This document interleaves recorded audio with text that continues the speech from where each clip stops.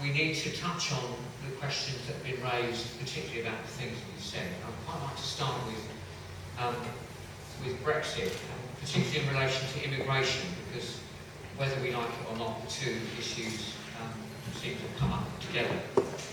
I can hear that UKIP have said they're proposing to actually have a net figure of 0 when it comes to immigration and emigration. But it'd be interesting to know what the other parties are proposing. Because, I mean, one of the questions here, for example, says Britain is a country built on a proud tradition of immigration. Basildon itself was built with immigrant labour and proudly multicultural. And how do we protect immigrant rights and also combat the whole problem of racism and then coupled with that, there's, on the one hand, there's this proud record of immigration, and yet on the other hand, there's some parties that are trying to stop immigration almost completely. So really, just to ask the candidates what their feeling is, particularly about immigration, and how to combat the racism that often springs from immigrants coming to the country. Perhaps we could start here. Yes, thank you. Thank you very much. Now, it was interesting the phrase that was being used, whether we like it or not, immigration and Brexit go together. I am thoroughly of the opinion that the two things do not go together. The reason why immigrants, or we're talking about immigration, is because of the strains of our NHS and the strains upon our housing stock. Now, the reasons why the NHS is being so underfunded isn't because of immigrants, it's because of the politicians' failures to invest in our NHS system. And I've seen that firsthand. The reason why our housing stock is under strain isn't because of immigrants, it's because we haven't been building enough homes for just to keep up with our own growing population and not just the immigrants who are coming in. It's very easy for politicians to scapegoat the immigrant and give them a kick rather than it is to blame the politicians themselves. The two issues do not go together. So the issue really is, as I understand it, if we're talking about immigration and Brexit together, is that we have to be very sensible. Brexit, I understand Brexit. Brexit is not about immigration, but Brexit was about the political detangling ourselves from the European Union. Now, we can do that, but that's a separate issue altogether. Immigration, as I see it, is a symptom of a good economy. If our economy does well, young people will move to that country, just as I moved to America, because the economy was well in America, was doing good in America, and I moved there because that's where the work was, that's where the jobs are. And that's why immigrants come to this country, because they want to provide work. Every single study that anybody would care to mention will tell you that immigrants come to this country to work. They produce net income for our national economy. They do not take, they provide their services to our education, they provide our children education, and they provide doctors and nurses to our health service. That's the important part of immigration that I'd like to point out. Thank you.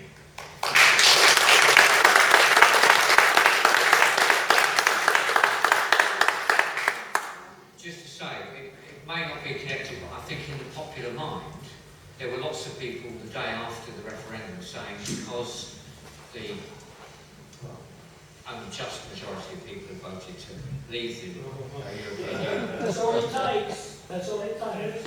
Never mind the only just.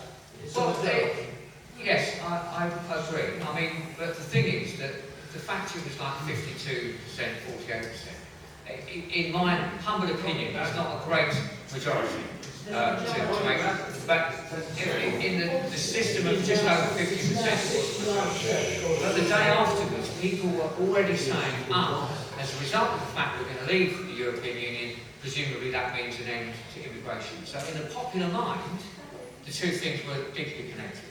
Now, it may not be true, but that's the reality. Do you want to say anything about particularly about that? I would agree with a lot of what John said. In fact, what you said, Simon. The two things are in the minds of a lot of people linked, and I'd like just to talk on the defence of open borders. Being rich isn't having a lot of money. Being rich is having options available to you, and having an open border means we, as all of us in this room, particularly young people, have the option to move, to work, to live, to love, to make friends, to do what we want all over Europe. We can gain experiences and we can gain knowledges. We can do different jobs that we would never be able to do inside the UK. That is a welcome thing for me. I haven't worked for myself. I've only been occasionally on holiday, but other people I know have worked in different countries, and I know people who live from different countries who have worked here before, people that I would have never met before, good friends I would have never met before it hadn't been for open borders.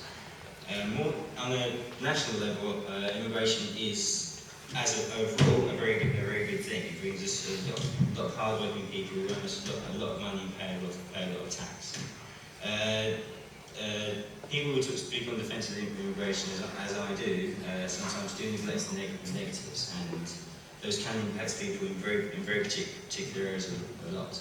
I think it was a mistake to defund the migrant impact funds. We would reinstate that, and we would put money back into public services that have been affected most by large populations, whether that be for any reason, including immigration.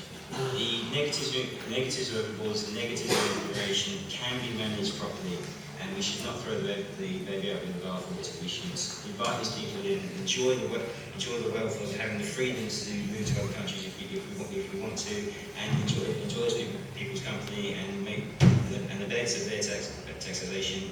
And we need to manage migration properly from within our own country.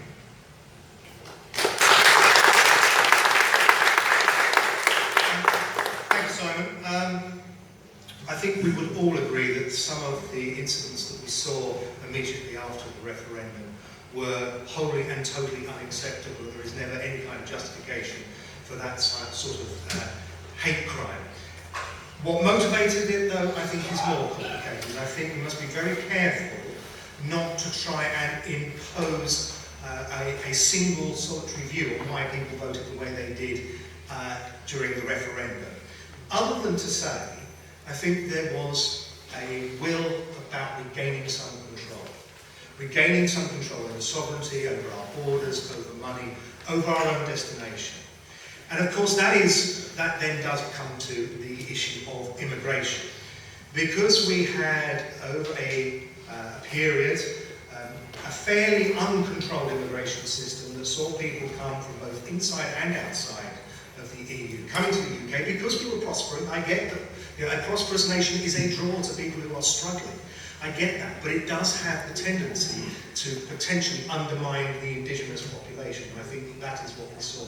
And I see, as we had this, as we moved from having, moved towards an uncontrolled immigration system, an open door policy, we saw the tolerance that this country was built upon evaporating. And I think that was very, very sad to see. Now, what we will get through Brexit is we will get some control. We will end free movement. I think most parties have accepted there will be an end to free movement. But what we mustn't do, as we end free movement, is damage ourselves. We need some immigration. We need to have people who want to come and contribute to the UK, to work, whether it's in our NHS, whether it's with our science laboratories. I had the privilege of being heavily involved in science in Parliament, and I am only too aware of how important EU scientists and collaboration is to the UK's status as a science superpower. So a one-in, one-out policy, I think, is totally impractical and will do absolutely nothing to improve the chances of the UK. What we do have to do is to introduce a control system that limits migration, that benefits both us and welcomes those who are coming to make a contribution. And I very much hope that as we move forward in those negotiations, we will achieve that. I hope one of the very early things that we will be able to do is to reassure EU nationals who are here now and a reciprocal arrangement to reassure UK nationals who are abroad. Now, that needs to be one of, I think, our top negotiating priorities very early on in the process. Thank you.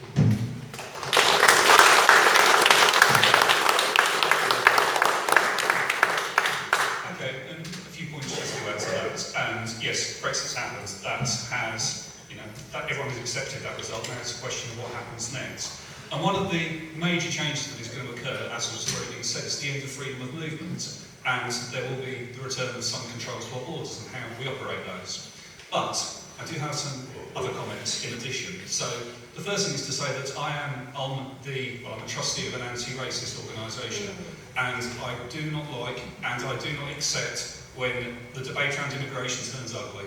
And I don't like it, because at the end of the day they are human, like ourselves, and everybody is entitled to be treated with fairness and respect. Everybody deserves. We're not getting our respect. Everybody deserves fairness and respect. Everybody.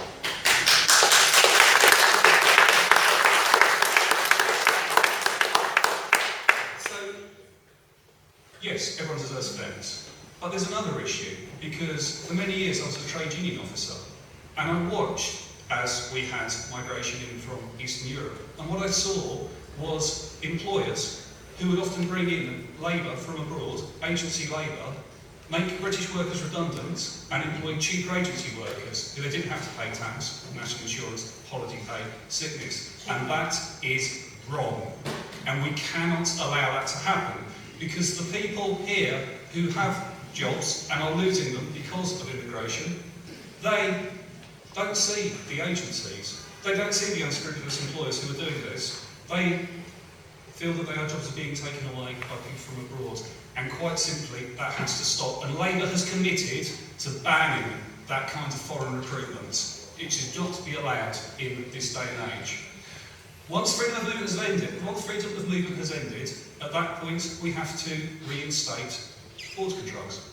And we have to decide how we are going to let people in. And I'm quite clear about how I think this should happen. Because at the end of the day, people who are coming here for work should be coming here because there is a job for them, and because it's a job that we need, that we can't fill from our own workforce. The idea that you have one in, one out, I mean, we're not some dodgy nightclub, we are an industrialised nation, and we have to ensure that we can support our economy in the way that it needs to be supported. And so yes, we all need immigration. But when somebody comes here, there should be a job for them to go to, it should be a skilled job, and it's a job that we can't fill ourselves. And in addition, I believe that we should invest heavily in training.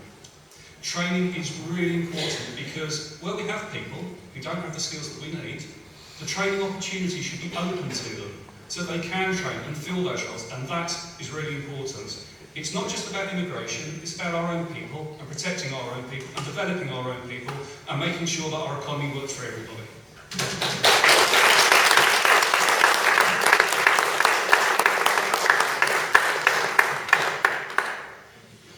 Well, he won't like this at all, but actually there's an awful lot of what Byron said there that I completely agree with, or should I say he would agree with me with. It's just a pity that his own party, his own leader, would never say anything like he's just said.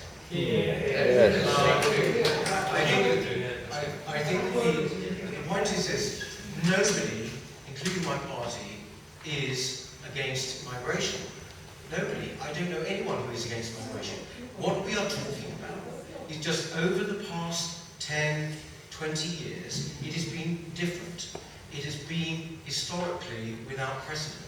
We've had, basically, we had this year, according to the last figures, a city the size of Hull coming into Britain every year. To say that that does not have an effect on wages, on housing, on education, and indeed on our communities is just simple denial.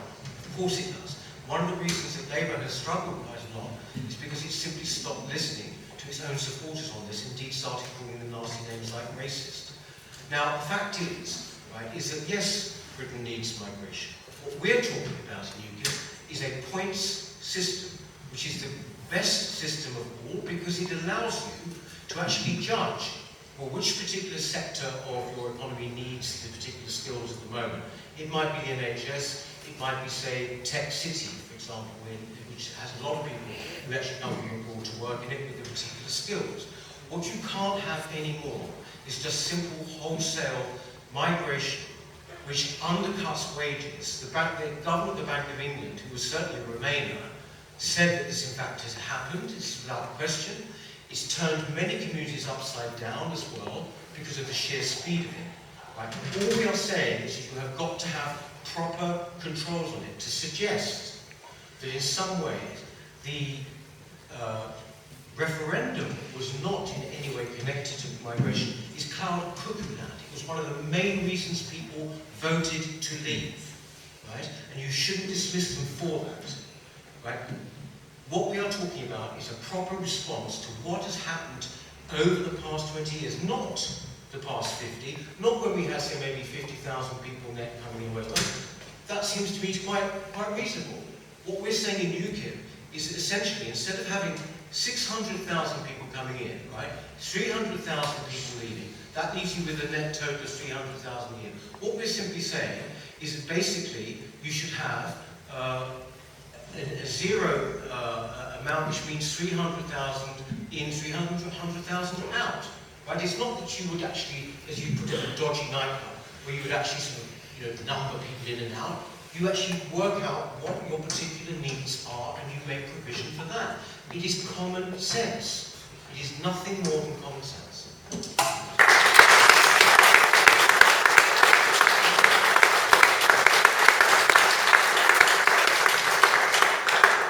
Some of the questions we've had are connected to that idea, and another thing about people coming in is how do we combat terrorism? How do we